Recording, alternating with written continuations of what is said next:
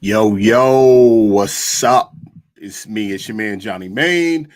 I'm out here tonight, rolling solo dolo out here on the Fantasy Football Show. Partner Nick Wilcox is out in Arizona, living that life, man. So just catching up with y'all tonight, man. To drop a couple gems, keep it quick in here before we get ready to kick off for Monday Night Football. Hope everybody's week 10 was it's not painful is what I'm hoping, man. Hope everything went all right for everybody. But if it didn't, definitely, hey, let us know how you're feeling tonight, man. So we will definitely get to some waiver wire ads here, some people to be thinking about. It's gonna be a little bit shortened here tonight, obviously, because I'm out here rolling by myself. We'll get to the DFS lineups that we normally do for Monday night and Sunday night. Hopefully we have a little bit of success here in that space. So yeah, man. I guess let's go ahead and get this thing cracking here, man. We got about 30 minutes before Monday Night Football kicks off between the Philadelphia Eagles and the Green Bay Packers. Should be a pretty good game, man. So I'm pretty excited about that. But yeah, it's this is what we got right now. So yeah, so it's week 11, man. It's time to panic, man. It's we're getting to that time here. I hope everybody tonight, again, like I said, hope you guys are in a good situation here. So week 11, teams that are on buys, the Colts. So you don't have to worry about getting nuked by Jonathan Taylor in week 11 because he'll be on a buy for sure. The Saints, you don't have to worry about them, or you don't have to go try to chase them because they won't be available for you. So Tyler Shuck, who was quarterback 11 in week 10, nobody had that in their bingo card for sure.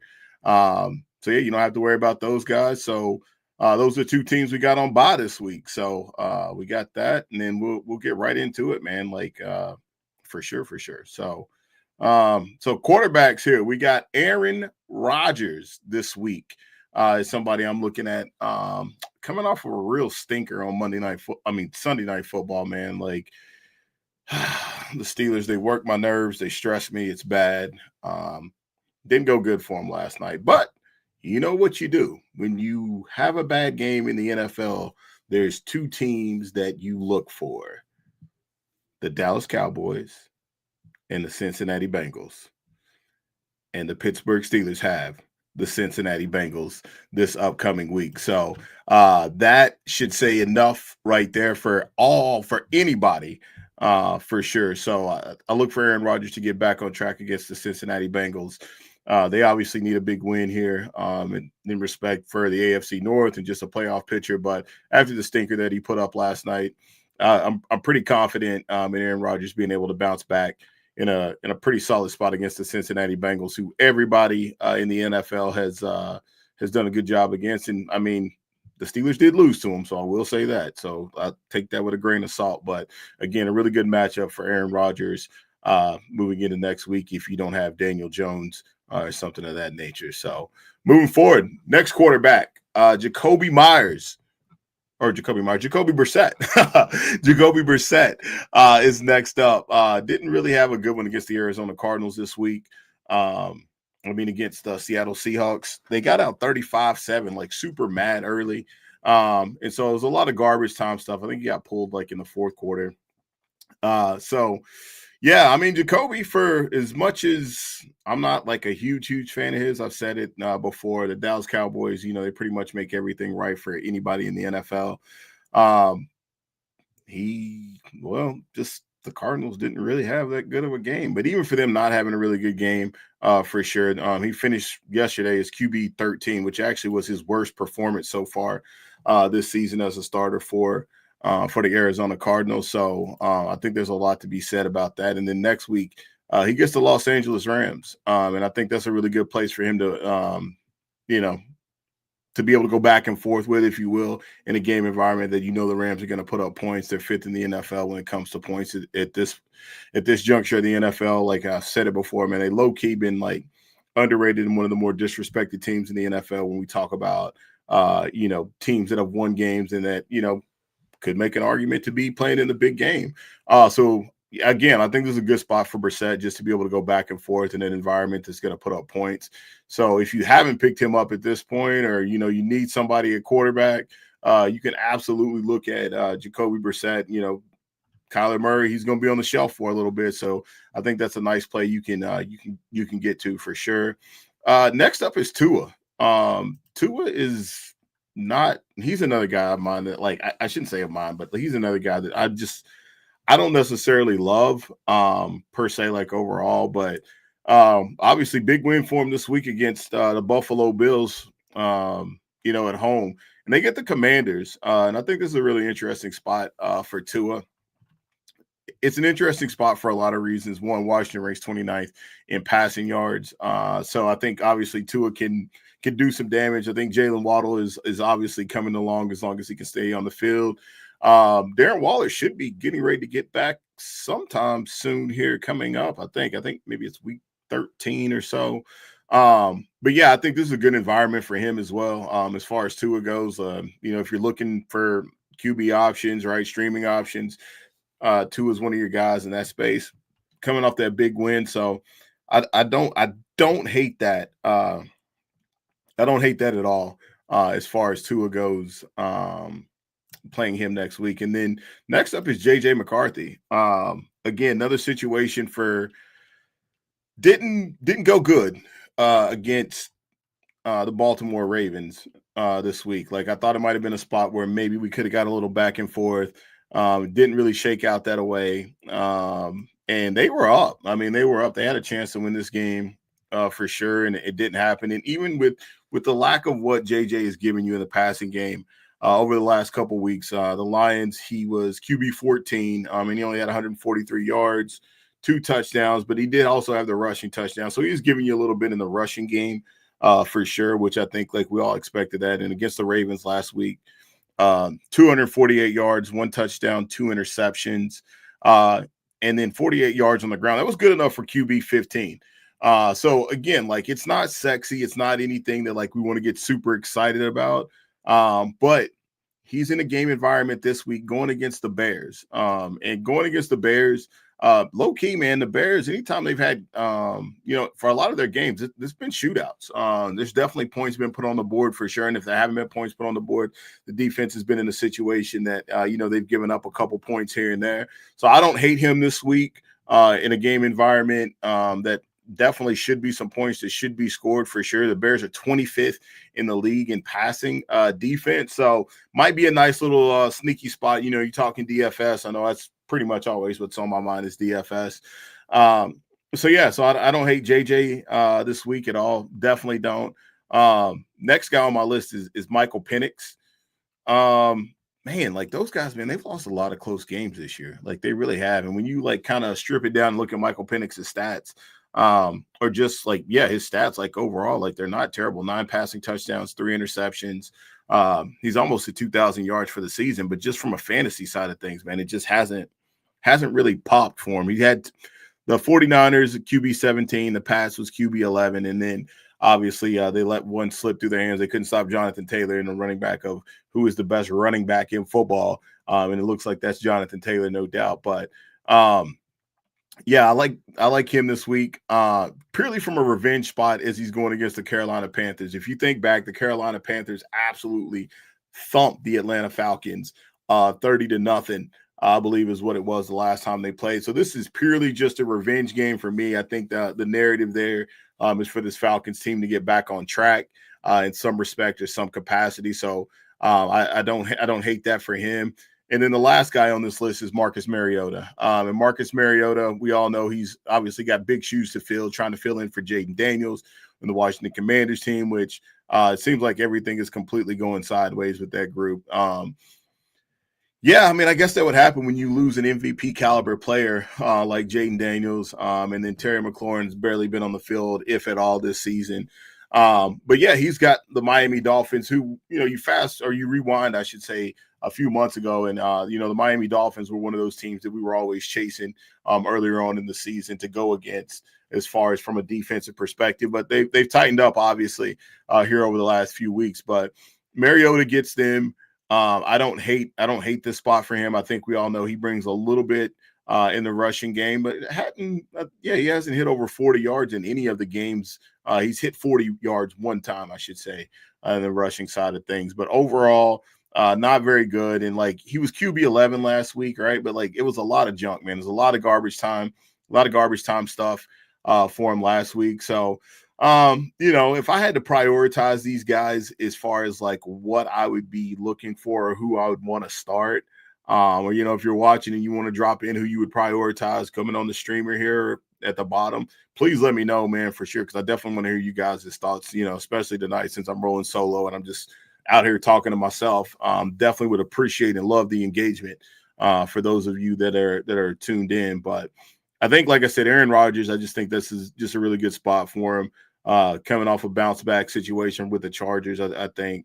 And then Brissett, like again, I think just because the Rams will put up points, right, and they'll have to be some kind of fight that'll have to be there for the Cardinals. Because I mean, at this point, I think like we are quickly approaching playing for your season if we're not already there as far as mathematically being eliminated from playoff contention. So I like that. And then, like I said, JJ, I think that's a game environment that like we'll go back to and we'll look at on Sunday. And it should be rather intriguing for sure with two mobile quarterbacks. Obviously, it's a division game, so those things are always kind of quirky when you look at it. And there's been a lot of talk about a lot of things with the Vikings. We talked about it last night. They don't really have an identity, and they're searching for one. And one's got to believe at some point things are gonna and should start to click for Kevin O'Connell and those guys overall. So, what better time to get that going than in a division game? So, we're gonna rip through the running backs here. After we rip through the running backs, I'll kind of transition over to submitting the DFS lineup, and then we'll get back and hop into wide receivers and tight ends. All right, so running backs, man, this is pretty ugly. It's still an ugly situation for sure. Not a lot that really jumped off this week. There's a lot of names on this list for sure, which a lot of them are stashes and things like that right there to be looking at. But like, Tyler Algier still getting goal line work, driving Bijan Robinson fantasy owners absolutely insane as he continues to get the work inside the 10-yard line for the Atlanta Falcons. At this point, he's definitely a viable flex play. He finishes running back 8 last week. Which is kind of crazy. I've been riding him in a couple of leagues, and it's actually been kind of funny just for that to be the case, man. But like it's still happening, man. He's the goal line back for sure. I mean, only 50 yards, I think, last week. So even with that, he's still a viable flex option. And I mean, there are some 10 and 12 team leagues out there. And I'm really talking to people that are playing like in those home leagues and stuff. There's some spots where he's still available, in 10-team leagues and 12-team leagues. Why not? Like, why not? You know what I mean? Like, why not at this point if you're getting that? And then trying to think. Then we also kind of talk about the Giants situation, man. Like one of the Brian Daboll can today. So it'll be interesting to see what happens with some of the players in that space and who they decide to go with and who they decide to give looks to. So that's a really interesting spot with Tyrone Tracy and Devin Singletary. Like we'll see. Obviously, we'll see how that goes as far as like early suggestions and early thoughts. Don't really have any at this point because obviously it's a new regime that's going to be coming in there. So it'll be interesting to see what shakes out in that space. But who else we got over here? We got Amari DeMarcado. Talked about him a little bit on Sunday morning. I liked him a lot going into Sunday morning from the DFS side of things. And Trey Benson might be back. He might be back. If he is, the question is how much work does he actually get? And if he's not back, then Amari DeMarcado, you've got a starting running back on your hands here. As that running back room is beat to hell. Pretty much. So I think he's an interesting player that, you want to keep an eye on going into your waivers tomorrow and stuff like that right there. And then obviously we have Blake Corum who got, he got a little bit more run. He's continuing to get run in that space with those guys, man, as far as the Rams go. So I think he's an interesting just stash overall. And then who else we got here? We got Kenny Gainwell. Obviously, we know what that is. I heard somebody talking about Isaiah Davis, just in the respect of Breece Hall. But I'll tell you, man, like it seems like the demise of Breece Hall has been greatly exaggerated from what we can see. Like I know there was a lot of conversation about him early in the season and this and that, and even at the trade deadline. And I think all he's done is just stand tall in the middle of all of this. So, man, shout out Breece Hall and Breece Hall fantasy owners for sure at this point, just for him being able to stand tall and being able to put up a solid performance, a damn good performance. I mean, why hold back? A damn good performance. Running back 6 last week against a really tough Cleveland Browns defense. So shout out to him, man. Shout out to the fantasy owners that have been holding on to him. And shout out to the people that traded for Breece Hall. If you did that, man, because that was definitely a monster performance in a clutch time. As again, keep reiterating where we're at as far as the playoffs go and playoff situation. So we got that. Tank Bigsby might not be a bad pickup. I know sometimes you might be able to slide a couple players in to your lineup before kickoff. So you could do that for sure. And then I would say obviously too, like Rashard Smith, like he's been somebody that we've been talking about on the show as far as stashing. They got the Broncos this week, so not necessarily the sexiest play. Kyle Monungai was somebody we thought might have been able to get another start because of Swift, but that didn't happen. But he's still a viable flex play for sure. Like I don't hate it, especially talking about the game environment for next week against Minnesota. You could do that. Yeah. And I guess like for me, I guess on this list of players, if I had to pick one, or the most interesting one to me is Amari DeMarcado. He's the most interesting name to me on this list. And Tyler Algier, I think is definitely a very, very, very, very, very, very close second for sure. So, all right. So we are going to get to our showdown slate, and then we'll bounce back and we'll talk a little wide receivers before kickoff and stuff. So, man, hadn't really had a chance to look at this slate too much because, man, when I tell you life has been lifing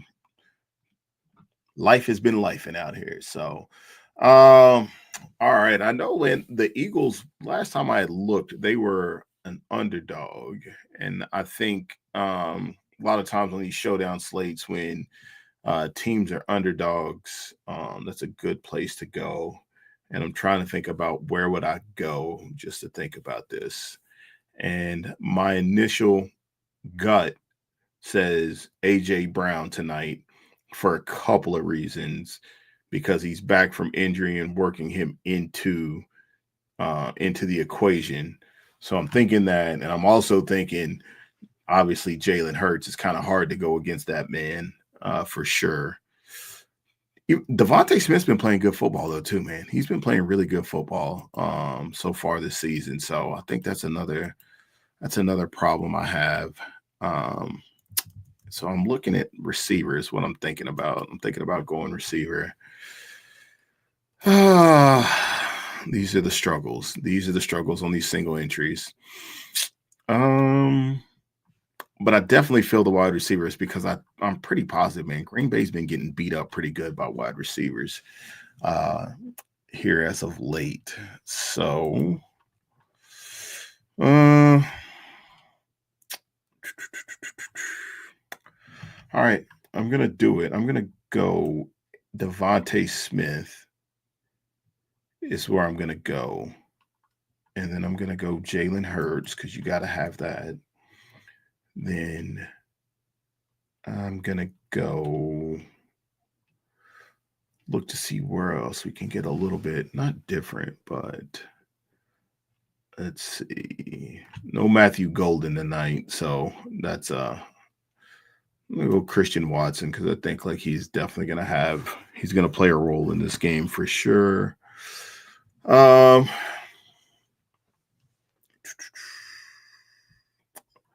go Dallas Goedert as well.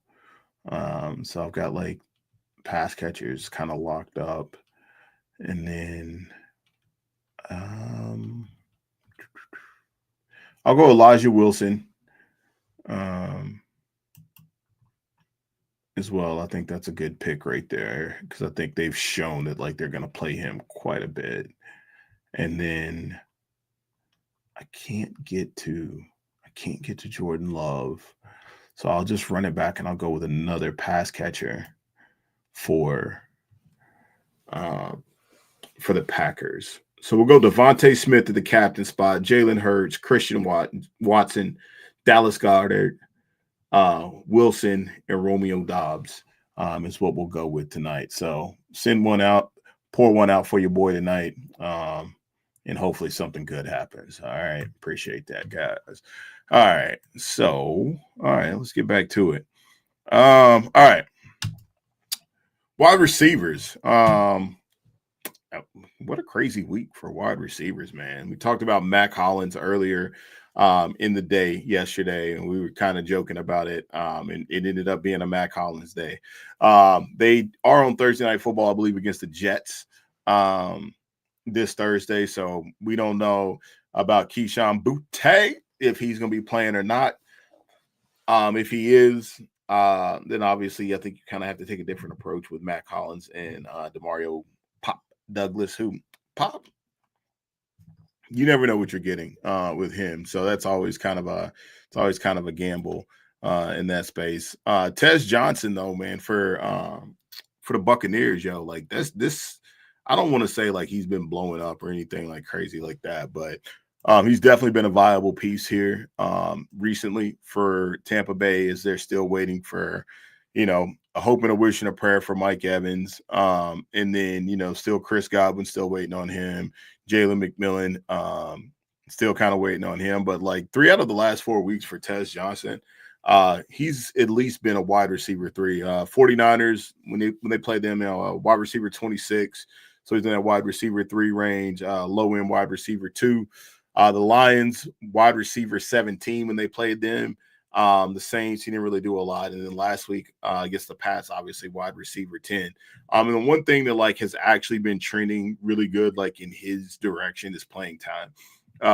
Week 7, he had a 68% playing time, 71% in week 8. And then week 10, obviously against the Pats, 83% playing time. And, for a smaller guy, as well. Like he's been very viable in the end zone. He's got 4 touchdowns in his last 4 games, 2 against the Pats. So I think like low key, man, like if he's still out there floating around, like definitely give him a shot, man. Give him a go at this point, because I think you could do a lot worse than him. We talked about Christian Watson a little bit. I think you can, if you want to pick him up, man, you can pick him up and give him a play. I think last year he was a guy that I was incredibly high on last year, and obviously the ACL injury at the end of the year kind of had to redirect things for sure when you think about him. But like he looked good against the Steelers. So I think like when you look at like limited passing options and what's available for the Packers, I think Christian Watson is definitely a really good call out for sure. Troy Franklin, quietly, I'll say quietly, I'll say respectfully. How about that? Respectfully emerging as an option week in and week out for the Denver Broncos. So I'll call that out and say that for sure. I think it's respectfully when you look at him. The chemistry is coming back with him and Bo Nix for sure. Wide receiver 1 against the Cowboys, wide receiver 9 against the Texans. And he's got 42 catches on the year for sure. And then obviously the 40 yards and the touchdown against the Broncos. He's the only person that actually showed up for the Broncos. Man, what an ugly freaking game, man. Like, I can't even tell you how bad that game actually hurt my heart, like in real life, just everywhere. So yeah, like if he's still out there floating around, man, you can give him a go for sure. Alec Pierce, man, I know the Colts are on bye, but wide receiver 14 and wide receiver 15, respectfully, over the last handful of weeks here, man. Like the guy's been balling. I can't take anything away from him in that space, man. He's obviously on the field. He's one of the best deep threats in the league at this point. I think it's time that we all start putting respect on his name. And we were talking about him when I was watching the game. Like I didn't, and call me oblivious or whatever, but like I had no idea the type of athlete he was. And still is, obviously, clearly, but just like, basketball, track and field, volleyball, football. I was like, damn, dude. I was like, okay, all right, Mr. Pierce. All right, okay, I got you. So I think like obviously if he's out there, man, like he shouldn't be. I know they're on a bye, but like you can definitely go after him for sure, man. And then the next guy we have on this list is Parker Washington. I think it's happening right in front of us. Parker Washington has emerged as a legitimate option for the Jacksonville Jaguars, and he has emerged as a legitimate option for your fantasy lineups for sure. So wide receiver 15, wide receiver 17 over the last 2 weeks. Granted, one of those was against the Raiders, but obviously against the Texans. That's what it is. But now here's the catch, though. Like he had the return, so obviously that kind of boosted him up as far as like performance wise. But he did have he caught 3 passes on 7 targets for 33 yards and a touchdown. So Jacksonville is a weird situation, and I don't even have to go into great explanation on that, right? Because if you like, obviously you're watching this or you see this, you're playing fantasy football, you watch football, the Jacksonville Jaguars are just a really weird team. They're loaded with a lot of name brand talent or a lot of familiar names. Obviously, they just traded for most notably Jacoby Myers, formerly of the Patriots and the Raiders. They just traded for him. And Parker Washington is who we're talking about tonight. So I just say be mindful of that, right? Be mindful of the box score. The touchdown obviously is there. The passing volume, the lack of passing volume, the inefficiency for the Jacksonville Jaguars, I think is something just to kind of keep an eye on. I do like Parker Washington for sure. I have him in a couple leagues. But I just say, like, just be very, very mindful of those things and how he kind of got to that space. Don't hate him. I think for me, if I had to pick like a favorite out of this group, man, it really is between like I think it's between Alec Pierce and Tess Johnson. I think because I just like Tess Johnson. It's something about him, man. When they get down towards the red zone, the Baker Mayfield is got eyes for him, and I think that says a lot to be able to have Baker's trust. I know that obviously they have Kate Otten there. But I don't mind me some Tez Johnson at this point. It's kind of, again, man, it's hard to go against it, right? Like he's got, like I said, I think he's got 4 touchdowns or 4 touchdowns in his last 4 games. Most notably, the Saints game is the game that like he didn't really have the big performance. So I think Tez Johnson is a guy. I think he's a guy. I think he's a guy that I would feel good about. And Alec Pierce, like obviously there's absolutely something there with him. And then I would say coming in third place would be Parker Washington for me. I'll probably catch all kind of heat for it, but hey man, whatever. You can't get them all right. All right. Last but not least, the tight ends, man. Tight end is tight end. Tight ends are gonna tight end. Is what I would tell you. A lot of these names on here. Juwan Johnson really popped off, man, this week for sure.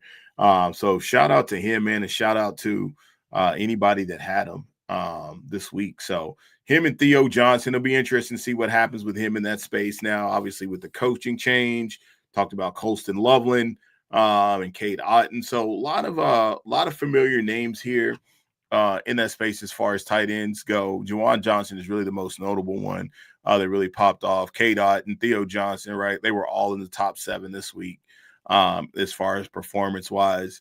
Yeah, man, like when you look at like who's next and, the schedule and whatnot, geez, man. I mean, Colston Loveland, like that's a pretty attractive situation going into next week. Like we're talking about the Minnesota game. The Saints are on a bye, so Juwan Johnson, you don't have to worry about that. I always talk about what happens with coaching changes with any team, right? So the New York Giants have a coaching change, so I think it'll be interesting to see what happens in that space as they continue to utilize Theo Johnson. I don't know who else to bring into this mix? Oh, Dawson Knox. That's another guy we got to talk about. I didn't add him to the list, but Dawson Knox is a guy we got to talk about because of Dalton Kincaid hamstring injury. So that's a guy that like maybe he does, maybe he doesn't. But I think like obviously in a get right spot not a get right spot, but a bounce back spot for the Buffalo Bills next week. I think he's somebody that you also have to consider. So Dawson Knox is somebody else I would tell you to kind of keep in mind in that space. So So yeah, man, that's about time, man. Like I said, man, it's me out here tonight, just rolling solo. Just wanted to hop on, kind of give you my waiver wire takes at this point. Rolling solo, kickoffs getting ready to happen in the next 5 minutes or 5 seconds. So I won't keep everybody in that space, but thank you guys tonight for tuning in. Those of you that did.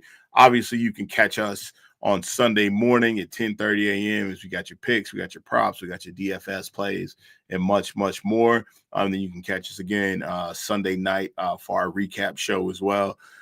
So with that being said, man, y'all know the drill. Y'all know the deal. It's me, it's your man, Johnny Main, reporting live from the Fantasy Football Show, and I'm out. Peace.